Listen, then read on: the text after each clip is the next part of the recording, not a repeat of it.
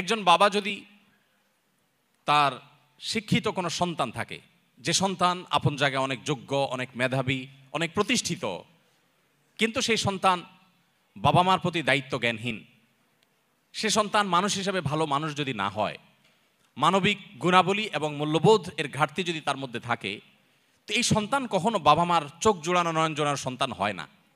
আবার এর বিপরীতে কোনো বাবা মার যদি এমন কোনো সন্তান থাকে যে সন্তানের হয়তো জাগতিক যোগ্যতা অনেক বেশি না থাকে, শিক্ষা দীক্ষা অনেক বেশি না থাকে, পয়সা কড়ি অনেক বেশি না থাকে, সমাজে অনেক বেশি প্রতিষ্ঠিত না হয়, কিন্তু সেই মানুষটা ভালো মানুষ হয়, বাবা মার কেয়ার করে, যত্ন নেয়, বাবা মাকে ভালোবাসে, শ্রদ্ধা করে, সুসন্তান হিসাবে নিজেকে গড়ে তুলতে পেরেছে, আদর্শ মানুষ হিসাবে গড়ে তুলতে পেরেছে, তাহলে এই সন্তান বাবা মার চক্ষু শীতলকারী সন্তান হয়, বাবা মার নয়ন জোড়ানো সন্তান হয়। ঠিক একইভাবে আজ সাধারণ শিক্ষা শিক্ষিত হয়ে আমাদের সন্তানরা আমাদের জীবনমানকে উন্নয়নের জন্য অবদান রাখছে, সেটা যেন আমাদের জন্য প্রয়োজন। এর চাইতে অনেক বেশি প্রয়োজন আমাদের সন্তানরা মনুষ্যত্ব শিখবার। এই যুগে খুব অল্প পুঁজি দিয়ে সামান্য সময়ের ব্যবধানে একজন মানুষ কোটি কোটি টাকার মালিক হয়ে গেছেন। এই জিনিসটা যত আশ্চর্যের, যত কঠিন।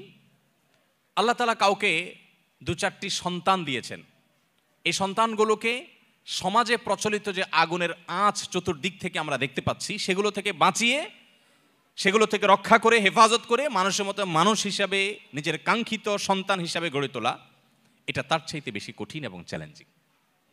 আমাদের সবচাইতে দামি সম্পদ, সবচাইতে দামি অ্যাসেট হলো আমাদের সন্তানগণ। আপনার সন্তানকে ভালো মানুষ হিসাবে গড়ে তুলবার টার্গেট করতে হবে। সে স্কুলে পড়ুক কিংবা মাদ্রাসায় পড়ুক, আপনার টার্গেট হতে হবে, লক্ষ্য হতে হবে যে আমার সন্তানকে আমি মানুষের মতো মানুষ হিসাবে গড়ে তুলব। সে সৎ মানুষ হবে, আর কিছু হোক বা না হোক। সে ডাক্তার ইঞ্জিনিয়ার হতে পারুক বা না পারুক, সে বিসিএস ক্যাডার হতে পারুক বা না পারুক, সে সেনাবাহিনীতে ভালো কোনো অফিসার র্যাঙ্কে চান্স পাক বা না পাক, সে ভালো পরিচিত পপুলার কোনো আলেম বা তুখুড় কোনো হাফেজ হতে পারুক বা না পারুক, সে যেন ভালো মানুষ হয়, সে যেন মুত্তাকি হয়, সে যেন পরহেজগার হয়। আমি আমার সন্তানদেরকে সবসময় বলি, তোমাদের পরীক্ষার ফলাফল ভালো হোক সেটা আমি চাই, কিন্তু এর চাইতে অনেক বেশি চাই তোমার নামাজটা দেখে যেন আমার নয়ন জোড়ায়, তোমার আচরণটা দেখে যেন আমার দিলটা প্রশান্ত হয়। এটুকু যদি তুমি আমাকে দিতে পারো, তোমার ফলাফল যদি খারাপও হয়, আমার কোনো টেনশন নাই, কোনো দুঃখ নেই, তার জন্য আমার কোনো আফসোস নাই, তোমাকে আমি কিচ্ছু বলবো না। সম্মানিত উপস্থিতি, বেশিরভাগ বাবা মা তারা চান তাদের সন্তান যেন দুধে ভাতে থাকুক। একটা কথা আছে না, আমার সন্তান যেন থাকে দুধে ভাতে।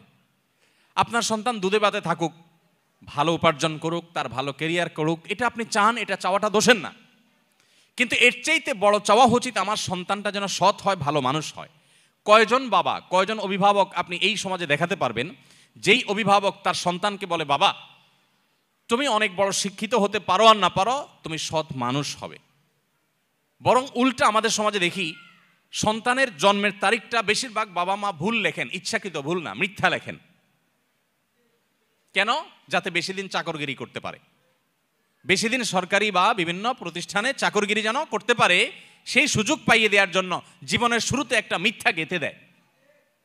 অনেক বাবা মা আছেন যারা বিভিন্ন স্কুলে তাদের সন্তানরা যে পড়াশোনা করে তাদের জন্য নকল কিনে এনে সন্তানদেরকে সার্ভ করে দেন, সাপ্লাই করে দেন। এরকম বাবা মা আছে না নাই এই সমাজে? আছে না, শুধু ভরে আছে। অর্থাৎ বাবা মার হাবভাব দ্বারা তারা বোঝাতে চান যে দেখো, আমি নিজে তো টাকার মেশিন, সারাদিন পয়সা ছাড়া আর কিছু চিনি না, অতএব আমার ঘরে জন্ম হয়েছে তোমাকেও টাকার মেশিন হতে হবে বাবা। দিন শেষে বাপ সন্তান সবাই মিলে আমরা টাকার মেশিন হয়ে যাব, দুনিয়া দুনিয়া মানি ছাড়ার কিছু বুঝি না। সম্মানিত উপস্থিতি, আজ শিক্ষিত সন্তান নিয়ে বাবা মা যতটা সুখে আছেন, এই সমাজে এত শিক্ষিত সন্তান না থাকলেও বাবা মারা অনেক বেশি সুখী ছিলেন, সন্তানরা অনেক বেশি সুখী ছিলেন একটা সময়। শুধু পার্থক্য এইটুকু, তাদের মধ্যে নীতিনৈতিকতা ছিল, এখন নীতিনৈতিকতা নাই। আমি শিক্ষার বিরুদ্ধে বলছি না, শিক্ষা তো আমাদের লাগবেই, কিন্তু শিক্ষার পাশাপাশি যদি নীতিনৈতিকতা না থাকে, তো এই শিক্ষা জাতিকে যতটা উপকার করবে তার চেয়ে বেশি ক্ষতিগ্রস্ত করবে। দেশের উন্নতি যতটা করবে, দুর্নীতি তার চেয়ে বেশি করবে। অতএব একজন আদর্শ অভিভাবক হিসাবে আপনার সন্তানকে যদি আপনি মানুষের মতো মানুষ হিসেবে গড়ে তুলতে চান, আপনার টার্গেট হতে হবে আমার সন্তান দুধে ভাতে থাকুক আর না থাকুক, আমার সন্তান থাকবে সত্যের সাথে, আমার সন্তান থাকবে ন্যায়ের সাথে, আমার সন্তান থাকবে নিষ্ঠার সাথে।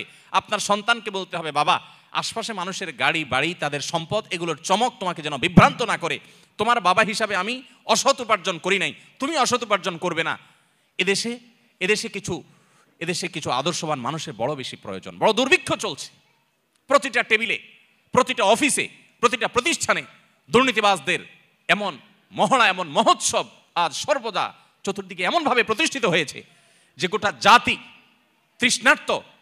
তৃষ্ণার্ত মরুভূমি যেরকম পানির জন্য হাহাকার করে, কিছু সৎ নাগরিকের জন্য গোটা জাতি আজ হাহাকার করছে। আর সেই হাহাকারের সে অভাব নিরূপণ করবার জন্য কিছু ওলামায়ে কেরাম নির্লস চেষ্টা চালিয়ে যাচ্ছে। সন্তানদের জন্য আমাদের কাছে, হুজুরদের কাছে আপনারা অনেক সময় দোয়া চাইতে আসেন অনেকে, হুজুর দোয়া করবেন, ছেলেটা এসএসসি পরীক্ষা দিচ্ছে, এইচএসসি পরীক্ষা দিচ্ছে, ও কলেজে যেন চান্স পায়, এটা করে সেটা করে চান। এই দোয়াতে কোনো দোষের কিছু নেই। কিন্তু কয়জন অভিভাবক, আমি তো আমার জীবনে একজন অভিভাবককে পাইছি কিনা আমার মনে পড়ে না, থাকতে পারে আমার স্মৃতির বাইরে বা আমার মনে নাই, এরকম আমার সচরাচর মনে পড়ে না যে কোনো অভিভাবক এসে বলেছেন যে হুজুর দোয়া করবেন আমার ছেলেটা যেন মানুষের মতো মানুষ হয়।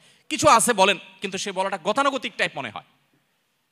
একান্ত হৃদয়ের আকুতি থেকে যে আমার সন্তানটাকে যেন আল্লাহ রাব্বুল আলামিন এই সমাজে যত ফিতনা আছে, যুব সমাজকে ধ্বংস করবার জন্য যত আয়োজন আছে, এই আগুনের আঁচ থেকে বাঁচিয়ে যেন মানুষ বানান। কয়জন বাবা মা দোয়া চান? অতএব আদর্শ অভিভাবক হওয়ার জন্য সন্তানের জন্য চোখের পানি অনেক বেশি দরকার, দোয়া অনেক বেশি দরকার। আল্লাহ তাআলা আমাদেরকে সেটাও করার তৌফিক দান করুন।